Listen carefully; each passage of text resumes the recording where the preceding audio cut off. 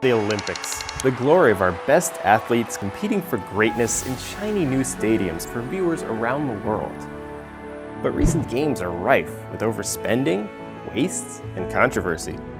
And most viewers don't even see the lasting damage the games do to the host city. Could we be watching the death of the Olympics?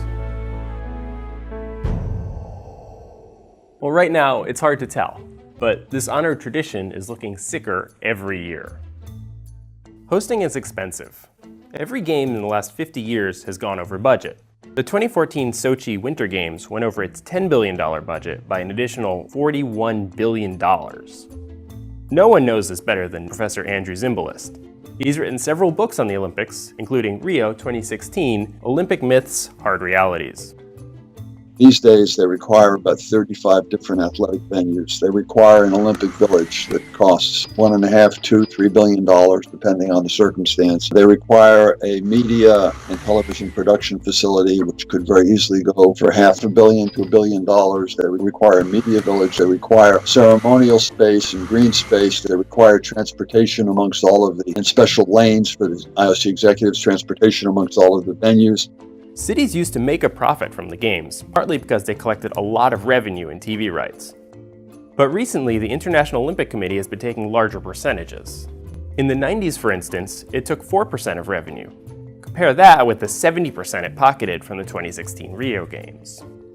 The newly built stadia can cost up to $30 million a year to maintain, and they're often on valuable real estate. Most cities don't even know what to use them for after the games. Those facilities fall into decay if they're not kept up, and that hurts property value. There could also be a lot of environmental disruption. The Winter Olympics they'll be having in Pyeongchang, they destroyed a whole mountainside, trees and animals that are rare and some of them close to extinction. So, who would want to host the Olympics in the first place? Not many. After each financial failure, fewer cities bid to host the following decade's games. After all, it takes 10 years of planning just to be in the running to host. Chicago spent an estimated $100 million on the campaign to host in 2016, and they lost. Boston famously pulled its bid for the 2024 Summer Games, after citizen group No Boston Olympics convinced the city otherwise. 12 cities bid for the 2004 Games, 5 for 2020, and just 2 tried for the 2022 Winter Games, China and Kazakhstan. So is that it?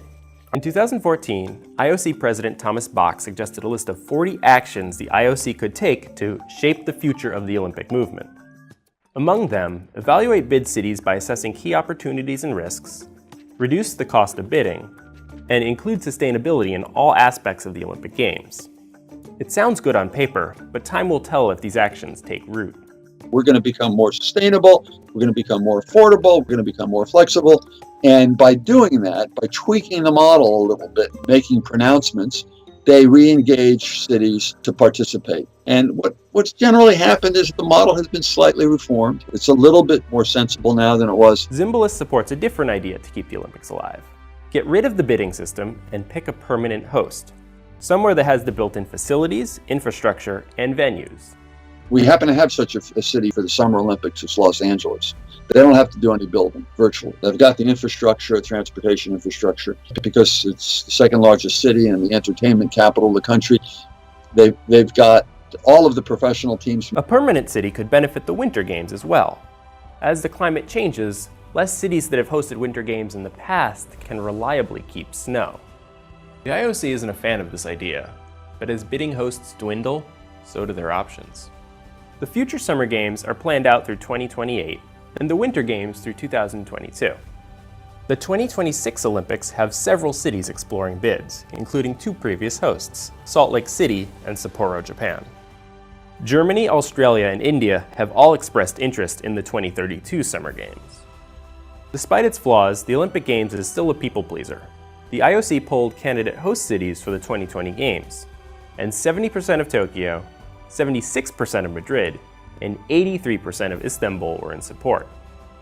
So maybe the Olympics aren't dying, but it's certainly up to the International Olympic Committee to keep the Games both on the field and off.